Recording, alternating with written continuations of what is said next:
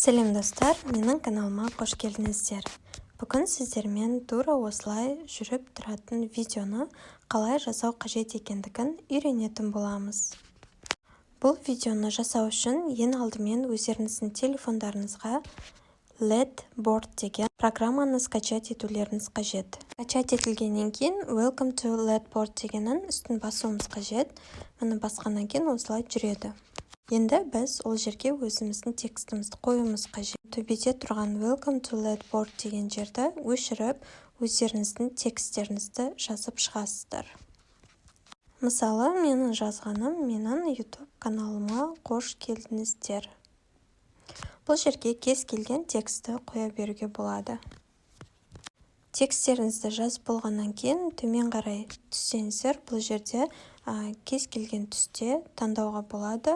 Өздеріңізге қандай түс ұнайды, сол түсті таңдасаңыздар, жазған тексттеріңіз де сондай түске боялады. Мен қызыл түсті таңдадым. Енді бұл жерде текст цветтен бөлек жазудың шрифтін де өзгертуге болады. Қай шрифт сіздерге ұнайды, сол шрифтті таңдайсыздар. Кейін жазудың размерін таңдауға болады, 50 немесе 100% көлемінде. Барлығын жасап болғаннан кейін Save дегенді басамыз. Сонымен біздің жазған видеомыз сақталды. Енді оның үстін басқан кезде осылай жүреді. Менің YouTube каналыма қош келдіңіздер.